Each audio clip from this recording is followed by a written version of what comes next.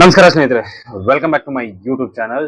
ಸ್ನೇಹಿತರೆ, ನೀವೇನಾದ್ರೂ ಬ್ಲಾಗಿಂಗ್ ಅನ್ನ ಸ್ಟಾರ್ಟ್ ಮಾಡಿದ್ರಪ್ಪ ಅಂತಂದ್ರೆ, ನಿಮ್ಮ ಒಂದು ಬ್ಲಾಗಿಂಗ್ ಹೊಸದಾಗಿ ಸ್ಟಾರ್ಟ್ ಮಾಡಿದಿರಾ ಅಥವಾ ಆಲ್ರೆಡಿ ಬ್ಲಾಗಿಂಗ್ ಮಾಡ್ತಿದ್ರಪ್ಪ ಅಂತಂದ್ರೆ, ನಿಮ್ಮ ಒಂದು ಬ್ಲಾಗ್ಗೆ ಟ್ರಾಫಿಕ್ ಅನ್ನ ಜಾಸ್ತಿ ಮಾಡ್ಬೇಕಾಗುತ್ತೆ. ಸೊ ನೀವೇನಾದ್ರೂ ಅನ್ಕೊಂಡಿದಿರಪ್ಪ ಅಂದ್ರೆ, ನನ್ನ ಬ್ಲಾಗ್ಗೆ ಆಲ್ರೆಡಿ ಟ್ರಾಫಿಕ್ ಇದೆ, ನಾನು ಇನ್ನೂ ಜಾಸ್ತಿ ಟ್ರಾಫಿಕ್ ಅನ್ನ ಮಾಡಬೇಕು ಅನ್ಕೊಂಡಿದ್ದೀರಪ್ಪ ಅಂತಂದ್ರೆ, ಈ ವಿಡಿಯೋ ನಿಮಗೆ ತುಂಬಾ ಯೂಸ್ಫುಲ್ ಆಗುತ್ತೆ. ಸೊ ಈ ವಿಡಿಯೋದಲ್ಲಿ ನಾನು ಕಂಪ್ಲೀಟ್ ಆಗಿ ಒಂದು 7 ಸ್ಟೆಪ್ಸ್ ಅನ್ನ ಹೇಳ್ಕೊಡ್ತಾ ಇದ್ದೀನಿ. ಸೊ ಆ 7 ಸ್ಟೆಪ್ಸ್ ಅನ್ನ ನೀವು ಫಾಲೋ ಮಾಡಿದ್ರಪ್ಪ ಅಂತಂದ್ರೆ ಈಸಿಯಾಗಿ ನಿಮ್ಮ ಒಂದು ಬ್ಲಾಗ್ಗೆ ಟ್ರಾಫಿಕ್ ಅನ್ನ ಜಾಸ್ತಿ ಮಾಡ್ಕೋಬಹುದು. ಸೊ ಯಾವ್ಯಾವ್ದು ಆ ಸ್ಟೆಪ್ಸ್ಗಳು ಅನ್ನೋದನ್ನ ಕಂಪ್ಲೀಟ್ ಆಗಿ ನಾನು ಈ ವಿಡಿಯೋದಲ್ಲಿ ಎಕ್ಸ್ಪ್ಲೇನ್ ಮಾಡ್ತೀನಿ.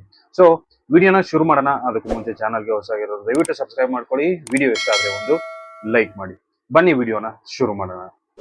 ಸ್ನೇಹಿತರೆ, ಇದರಲ್ಲಿ ಮೊದಲನೇದು ಬರೋದೇನಪ್ಪಾ ಅಂತಂದ್ರೆ, ನಿಮ್ಮ ಕಂಟೆಂಟ್ ಅನ್ನ ಆಪ್ಟಿಮೈಸಿಂಗ್ ಮಾಡೋದು ಅಂತಂದ್ರೆ SEO ಮಾಡೋದು. ಸೊ ನಿಮ್ಮ ಕಂಟೆಂಟ್ ಆಪ್ಟಿಮೈಸ್ ಮಾಡೋದ್ರಿಂದ ಏನಾಗುತ್ತೆ, ನಿಮ್ಮ ಒಂದು ಬ್ಲಾಗ್ಗೆ ಟ್ರಾಫಿಕ್ ಸರ್ಚ್ ರಿಂದ ಬರೋ ತರ ಆಗುತ್ತೆ. ಅಂತಂದ್ರೆ ನೀವು ಏನ್ ಮಾಡ್ಬೇಕಪ್ಪ ಅಂತಂದ್ರೆ, ಮೊದಲು ನೀವು ಬ್ಲಾಗಿಂಗ್ ನ ಮಾಡ್ಬೇಕಾದ್ರೆ ಫಸ್ಟ್ ಏನಪ್ಪಾ ಅಂತಂದ್ರೆ ಕೀವರ್ಡ್ ರಿಸರ್ಚ್ ಅನ್ನ ಮಾಡ್ಬೇಕಾಗತ್ತೆ. ಸೊ ಕೀವರ್ಡ್ ರಿಸರ್ಚ್ ಏನಕ್ಕಪ್ಪ ಮಾಡ್ಬೇಕಪ್ಪ ಅಂತಂದ್ರೆ, ನಮ್ಮ ಒಂದು ಬ್ಲಾಗರ್ಸ್ ಅಂತಂದ್ರೆ ನಾವು ಹಾಕುವಂತ ಬ್ಲಾಗ್ ಅನ್ನ ಓದುಗರು ಅವರು ಯಾವ್ಯಾವ ಒಂದು ಕೀವರ್ಡ್ಸ್ ಮೇಲೆ ಎಷ್ಟೆಷ್ಟು ಸರ್ಚ್ ಅನ್ನ ಮಾಡ್ತಿದ್ದಾರೆ ಅನ್ನೋದನ್ನ ನಾವು ತಿಳ್ಕೊಳ್ಳೋದಕ್ಕೋಸ್ಕರ ಕೀವರ್ಡ್ ಅನ್ನ ರಿಸರ್ಚ್ ಮಾಡ್ಬೇಕಾಗತ್ತೆ. ಅದೇ ರೀತಿ ಕೀವರ್ಡ್ಸ್ ಅನ್ನ ನಾವು ಏನಪ್ಪಾ ಅಂತಂದ್ರೆ ನ್ಯಾಚುರಲಿ ಆಗಿ ನಮ್ಮ ಒಂದು ಕಂಟೆಂಟ್ ಅಲ್ಲಿ ನಾವು ಪ್ಲೇಸ್ ಮಾಡ್ಬೇಕಾಗುತ್ತೆ. ಅದೇ ರೀತಿ ಅದಕ್ಕೆ ಇರುವಂತ ರಿಲೆವೆಂಟ್ ಟೈಟಲ್ಸ್ ಆಗಿರ್ಬೋದು, ಮೆಟಾ ಡಿಸ್ಕ್ರಿಪ್ಷನ್ ಆಗಿರ್ಬೋದು, ಅಲ್ಟ್ ಟ್ಯಾಗ್ ಆಗಿರ್ಬೋದು. ಅಂತ ಅಲ್ಟ್ ಟ್ಯಾಗ್ ಏನಕ್ಕಪ್ಪ ಅಂತಂದ್ರೆ ಇಮೇಜಸ್ ಗಳಿಗೆ ನಾವು ಹಾಕ್ತೀವಿ. ಸೊ ಇದೆಲ್ಲ ಮಾಡೋದ್ರಿಂದ ಏನಾಗತ್ತಪ್ಪ ಅಂತಂದ್ರೆ, ನಮ್ಮ ಒಂದು ಬ್ಲಾಗ್ ಪೋಸ್ಟ್ ಗೆ ಟ್ರಾಫಿಕ್ ಬರೋ ಒಂದು ಚಾನ್ಸಸ್ ಜಾಸ್ತಿ ಇರುತ್ತೆ. ಹಾಗಾದ್ರೆ ನಾವು ಕೀವರ್ಡ್ ರಿಸರ್ಚ್ ಅನ್ನ ಯಾವ ತರ ಮಾಡೋದು? ಸೊ ನಾನು ಆಲ್ರೆಡಿ ಒಂದು ವಿಡಿಯೋ ಮಾಡಿದ್ದೀನಿ. ಸೊ ಕೀವರ್ಡ್ ರಿಸರ್ಚ್ ಅನ್ನ ಯಾವ ತರ ಮಾಡೋದು ಅಂತ. ಸೊ ಕೆಲವೊಂದು ಏನಪ್ಪಾ ಅಂತಂದ್ರೆ ಟೂಲ್ಸ್ ಗಳು ಬರುತ್ತೆ ನಮಗೆ ಕೀವರ್ಡ್ ರಿಸರ್ಚ್ ಮಾಡೋದಕ್ಕೆ. ಸೊ ಅದೆಲ್ಲ ಏನಪ್ಪಾ ಅಂತಂದ್ರೆ ಗೂಗಲ್ ಕೀವರ್ಡ್ ಪ್ಲಾನರ್ ಆಗಿರ್ಬೋದು, ಶೇಮ್ರಶ್ ಆಗಿರ್ಬೋದು, ಅದೇ ರೀತಿ HRF ಆಗಿರ್ಬೋದು. ಸೊ ಇದೆಲ್ಲ ಏನಪ್ಪಾ ಅಂತಂದ್ರೆ ನಮ್ಮ ಒಂದು ನೀಚ್ ರಿಲೇಟೆಡ್ಗೆ ನಾವು ಕೀವರ್ಡ್ ಗಳನ್ನ ರಿಸರ್ಚ್ ಮಾಡೋದಕ್ಕೆ ಯೂಸ್ ಮಾಡುವಂತ ಟೂಲ್ಸ್. ನೆಕ್ಸ್ಟ್ ಸೆಕೆಂಡ್ ಪಾಯಿಂಟ್ ಏನಪ್ಪಾ ಅಂತಂದ್ರೆ, ನಿಮ್ಮ ಒಂದು ಹಾಕಿರುವಂತ ಬ್ಲಾಗ್ ಪೋಸ್ಟ್ ಏನಿರುತ್ತಲ್ಲ ಅದನ್ನ ನೀವು ಸೋಷಿಯಲ್ ಮೀಡಿಯಾದಲ್ಲಿ ಶೇರ್ ಮಾಡೋದು. ಸೊ ಸೋಷಿಯಲ್ ಮೀಡಿಯಾದಲ್ಲಿ ಏನಕ್ಕಪ್ಪ ಶೇರ್ ಮಾಡ್ಬೇಕು ಅಂತಂದ್ರೆ, ಇವಾಗಿನ ಈ ಜನರೇಷನ್ ಅಲ್ಲಿ ಸೋಷಿಯಲ್ ಮೀಡಿಯಾನ ಯೂಸ್ ಮಾಡೋದು ತುಂಬಾ ಜನ ಇದ್ದಾರೆ. ಸೊ ಆ ಸೋಷಿಯಲ್ ಮೀಡಿಯಾ ಪವರ್ ಏನಿದೆಯಲ್ಲ ತುಂಬಾನೇ ಜಾಸ್ತಿ ಇದೆ. ಸೊ ಅದಕ್ಕೋಸ್ಕರ ನಾವು ಹಾಕುವಂತ ಕಂಟೆಂಟ್ ಅನ್ನ ಸೋಷಿಯಲ್ ಮೀಡಿಯಾದಲ್ಲಿ ಶೇರ್ ಮಾಡೋದ್ರಿಂದ ಏನಾಗುತ್ತಪ್ಪ ಅಂತಂದ್ರೆ, ನಾವು ಜಾಸ್ತಿ ಒಂದು ಟ್ರಾಫಿಕ್ ಅನ್ನ ಪಡೆಯುವಂತ ಚಾನ್ಸಸ್ ಇರುತ್ತೆ. ಅದೇ ರೀತಿ ನಾವು ಏನಪ್ಪಾ ಅಂತಂದ್ರೆ, ನಮ್ಮ ಆಡಿಯನ್ಸ್ಗೆ ಹಾಕುವಂತ ಕಮೆಂಟ್ಸ್ ಆಗಿರ್ಬೋದು, ನಾವು ಅದಕ್ಕೆಲ್ಲ ರಿಪ್ಲೈ ಮಾಡ್ಬೇಕಾಗತ್ತೆ. ಲೈಕ್ಸ್ ಗಳು ಬಂದ್ರೆ ಅದಕ್ಕೆಲ್ಲ ರಿಪ್ಲೈ ಮಾಡ್ಬೇಕಾಗತ್ತೆ. ಸೊ ಏನಪ್ಪಾ ಅಂತಂದ್ರೆ ಎಂಗೇಜಿಂಗ್ ಆಗಿರುವಂತ ಒಂದು ನಾವು ನಮ್ಮ ಹವ್ಯಾಸನ ಬೆಳೆಸ್ಕೋಬೇಕಾಗತ್ತೆ. ಸೊ ಅವ್ರಿಗೇನಾದ್ರೂ ನಾವೇನಾದ್ರೂ ಕ್ವಶನ್ಸ್ ಕೇಳೋ ತರ ಇರಬೇಕು. ಸೊ ಅದಕ್ಕೆ ಆನ್ಸರ್ ಬರೋ ತರ ಇರ್ಬೋದು. ಫಾರ್ ಎಕ್ಸಾಂಪಲ್, ಇವಾಗ ಫೇಸ್ಬುಕ್ ಆಗಿರ್ಬೋದು, ಇನ್ಸ್ಟಾಗ್ರಾಮ್ ಆಗಿರ್ಬೋದು, ಟ್ವಿಟರ್ ಆಗಿರ್ಬೋದು, ಅದೇ ರೀತಿ ಲಿಂಕ್ಡ್ ಇನ್ ಆಗಿರ್ಬೋದು. ಇದೆಲ್ಲ ಒಂದು ನಮ್ಮ ಒಂದು ಸೋಷಿಯಲ್ ಮೀಡಿಯಾ ಪ್ಲಾಟ್ಫಾರ್ಮ್ ಗಳನ್ನ ನಾವು ಶೇರ್ ಮಾಡ್ಬೇಕಾಗುತ್ತೆ. ಸೊ ಶೇರ್ ಮಾಡೋದ್ರಿಂದ ಏನಾಗುತ್ತೆ, ಅದಕ್ಕೆ ಕಮೆಂಟ್ಸ್ ಬರುತ್ತೆ. ಸೊ ಆ ಕಮೆಂಟ್ಸ್ಗೆ ನಾವು ರಿಪ್ಲೈ ಮಾಡೋದಾಗಿರ್ಬೋದು. ಸೊ ಈ ರೀತಿಯಾಗಿ ಏನಪ್ಪಾ ಅಂತಂದ್ರೆ ನಾವು ಎಂಗೇಜಿಂಗ್ ಆಗಿ ಇರಬೇಕು. ಸೊ ಇದರಿಂದ ಏನಾಗುತ್ತಪ್ಪ ಅಂತಂದ್ರೆ, ನಮ್ಮ ಒಂದು ಏನಾಗುತ್ತೆ ಪೋಸ್ಟ್ಗೆ ಜಾಸ್ತಿ ಒಂದು ಟ್ರಾಫಿಕ್ ಬರೋ ಚಾನ್ಸಸ್ ಇರುತ್ತೆ. ಮತ್ತೆ ಏನಪ್ಪಾ ಅಂತಂದ್ರೆ, ನಮ್ಮ ಒಂದು ಬ್ಲಾಗಿಂಗ್ ಆಗಿರ್ಬೋದು, ಯೂಟ್ಯೂಬ್ ಆಗಿರ್ಬೋದು, ಇದರಲ್ಲಿ ಎಲ್ಲ ಏನಪ್ಪಾ ಅಂತಂದ್ರೆ ಕನ್ಸಿಸ್ಟೆನ್ಸಿ ಅನ್ನೋದು ಒಂದು ತುಂಬಾ ಇಂಪಾರ್ಟೆಂಟ್ ಆಗುತ್ತೆ. ಯಾಕಪ್ಪ ಅಂತಂದ್ರೆ, ನಾವು ಹಾಕುವಂತ ಬ್ಲಾಗ್ ಪೋಸ್ಟ್ ಗಳನ್ನ ಏನಪ್ಪಾ ಅಂತಂದ್ರೆ ಒಂದು ಶೆಡ್ಯೂಲ್ ಮಾಡಿರ್ಬೇಕು. ಸೊ ಇದೇ ಟೈಮ್ ಅಲ್ಲಿ ನಾವೊಂದು ಬ್ಲಾಗ್ ಪೋಸ್ಟ್ ಅನ್ನ ನಾವು ಅಪ್ಲೋಡ್ ಮಾಡಬೇಕು ಅಂತ ಒಂದು ಶೆಡ್ಯೂಲ್ ಮಾಡ್ಕೊಂಡಿರ್ಬೇಕು. ಇದೇ ಟೈಮ್ ಅಲ್ಲಿ ಮಾಡ್ಬೇಕಂತ. ಇದರಿಂದ ಏನಾಗತ್ತಪ್ಪ ಅಂತಂದ್ರೆ, ನಮ್ಮ ವ್ಯೂವರ್ಸ್ ಅಥವಾ ನಮ್ಮ ಆಡಿಯನ್ಸ್ ಏನಿರ್ತಾರಲ್ಲ, ಸೊ ಅದೇ ಟೈಮ್ಗೆ ನಮ್ಮ ಒಂದು ಬ್ಲಾಗ್ ಪೋಸ್ಟ್ ಅನ್ನು ಓಪನ್ ಮಾಡ್ತಾರೆ. ಸೊ ಅದಕ್ಕೋಸ್ಕರ ನಾವೇನಪ್ಪಾ ಅಂತಂದ್ರೆ ಒಂದು ಟೈಮ್ ಫಿಕ್ಸ್ ಮಾಡ್ಕೊಂಡು ಆ ಟೈಮಲ್ಲಿ ನಮ್ಮ ಬ್ಲಾಗ್ ಪೋಸ್ಟ್ ಅನ್ನ ಅಪ್ಲೋಡ್ ಮಾಡೋದ್ರಿಂದ ಏನಾಗುತ್ತೆ, ಇದರಿಂದ ಕೂಡ ನಮ್ಮ ಒಂದು ಟ್ರಾಫಿಕ್ ಕೂಡ ಜಾಸ್ತಿ ಆಗೋ ಚಾನ್ಸಸ್ ಇರುತ್ತೆ. ಇಷ್ಟು ಮೂರನೇ ಪಾಯಿಂಟ್ ಏನಪ್ಪಾ ಅಂತಂದ್ರೆ, ಕೊಲಾಬ್ರೇಟಿಂಗ್ ವಿತ್ ಅದರ್ ಬ್ಲಾಗರ್ಸ್ ಅಂತಂದ್ರೆ ಗೆಸ್ಟ್ ಪೋಸ್ಟಿಂಗ್ ಅಂತ ಕರೀತಾರೆ. ಸೊ ನಿಮ್ಮ ಒಂದು ಬ್ಲಾಗ್ ಏನಪ್ಪಾ ಅಂತಂದ್ರೆ, ಒಂದು ಆಲ್ರೆಡಿ ದೊಡ್ಡ ದೊಡ್ಡ ಬ್ಲಾಗರ್ಸ್ ಗಳು ಇರ್ತಾರೆ. ಸೊ ಇನ್ಫ್ಲೂಯೆನ್ಸರ್ ಇರ್ತಾರೆ. ಸೊ ಅವ್ರ ಕಡೆಯಿಂದ ಏನಪ್ಪಾ ಅಂತಂದ್ರೆ ಒಂದು ಬ್ಲಾಗ್ ಪೋಸ್ಟ್ ಗಳನ್ನ ಪಬ್ಲಿಷ್ ಮಾಡಿಸೋದು. ಅದರಿಂದ ಏನಾಗುತ್ತೆ, ನಿಮ್ಮ ಒಂದು ಅವರ ಒಂದು ಏನ್ ಇರ್ತಾರಲ್ಲ, ಸೊ ಇನ್ಫ್ಲೂಯೆನ್ಸರ್ ಏನ್ ಆಡಿಯನ್ಸ್ ಇರ್ತಾರಲ್ಲ, ಆ ಆಡಿಯನ್ಸ್ ಏನಪ್ಪಾ ಅಂತಂದ್ರೆ ನಮ್ಮ ಬ್ಲಾಗ್ಗೆ ಬರುವಂತ ಚಾನ್ಸಸ್ ಇರುತ್ತೆ.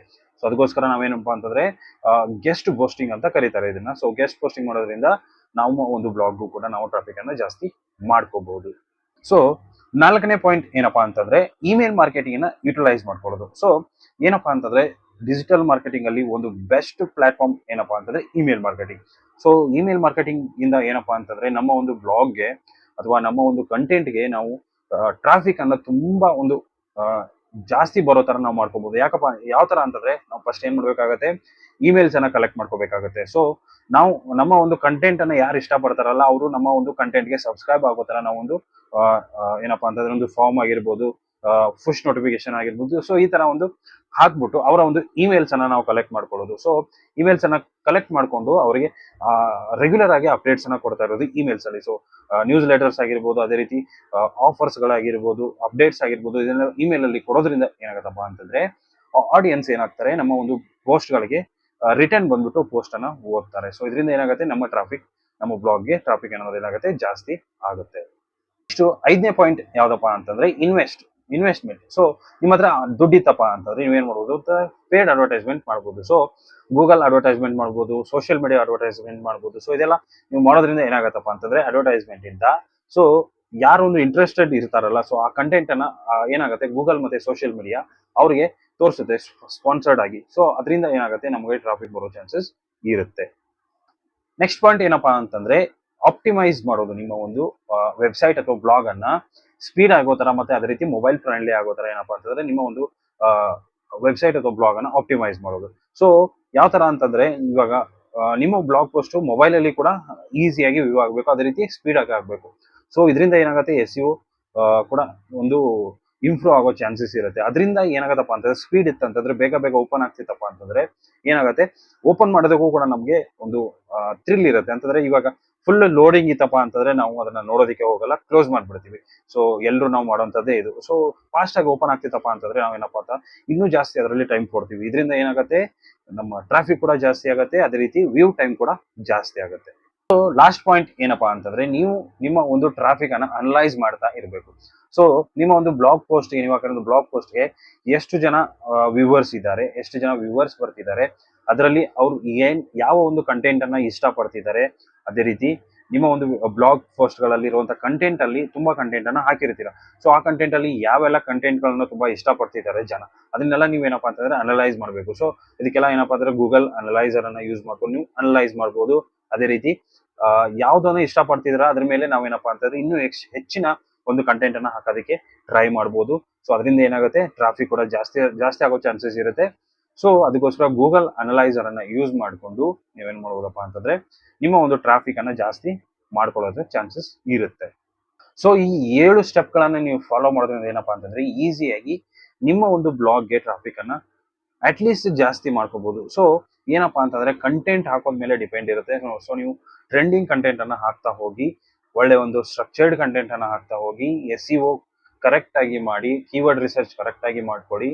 ಸೊ ಅದೆಲ್ಲ ಮಾಡ್ಕೊಂಡಾದ ಮೇಲೆ ನೀವು ಅಷ್ಟು ಕಂಪ್ಲೀಟ್ ಆಗಿ ನೀವು ಈ ಒಂದು 7 ಸ್ಟೆಪ್ಸ್ ಏನಿದೆ ಅಷ್ಟು ಫಾಲೋ ಮಾಡಿದ್ರಪ್ಪ ಅಂತಂದ್ರೆ ನಿಮ್ಗೆ ಈಸಿಯಾಗಿ ಟ್ರಾಫಿಕ್ ಬರೋ ಚಾನ್ಸಸ್ ಇರುತ್ತೆ. ಮತ್ತೆ ಏನಪ್ಪಾ ಅಂತಂದ್ರೆ ಬ್ಲಾಗಿಂಗು ಇವತ್ತು ಬಿಲ್ಡ್ ಮಾಡ್ಬಿಟ್ಟು ಇವತ್ತೇ ಕಂಟೆಂಟ್ ಹಾಕ್ಬಿಟ್ಟು ಇವತ್ತೇ ಟ್ರಾಫಿಕ್ ಬರೋದು ಅಲ್ಲ. ಸೊ ಇದೇನಪ್ಪಾ ಅಂತಂದ್ರೆ ಟೈಮ್ ತಗೊಳುತ್ತೆ, ಪೇಷನ್ಸ್ ಇರ್ಬೇಕಾಗತ್ತೆ ನಿಮ್ಮ ಹತ್ರ. ಸೊ ಏನಪ್ಪಾ ಅಂತಂದ್ರೆ ನೀವು ಕಷ್ಟ ಪಡ್ಬೇಕಾಗತ್ತೆ, ರೆಗ್ಯುಲರ್ಲಿ ಪೋಸ್ಟ್ ಗಳನ್ನ ಹಾಕ್ಬೇಕಾಗತ್ತೆ. ಸೊ ಇದೆಲ್ಲ ಮಾಡೋದ್ರಿಂದ ಏನಪ್ಪಾ ಅಂತಂದ್ರೆ ಒಂದು ಸಕ್ಸಸ್ಫುಲ್ ಬ್ಲಾಗ್ ಆಗೋದಕ್ಕೆ ಒಂದು ಕಾರಣ ಆಗತ್ತೆ. ಸೊ ಅದಕ್ಕೋಸ್ಕರ ಯಾರು ಏನಂತಂದ್ರೆ ಅರ್ಜೆಂಟ್ ಮಾಡೋದಕ್ಕೆ ಹೋಗ್ಬಿಡಿ. ನಮ್ಗೆ ಗೂಗಲ್ ಆಡ್ಸೆನ್ಸ್ ಸಿಗ್ತಾ ಇಲ್ಲ, 20 ಪೋಸ್ಟ್ ಹಾಕಿದೀವಿ ಆದ್ರೂ ಗೂಗಲ್ ಆಡ್ಸೆನ್ಸ್ ಸಿಗ್ತಾ ಇಲ್ಲ.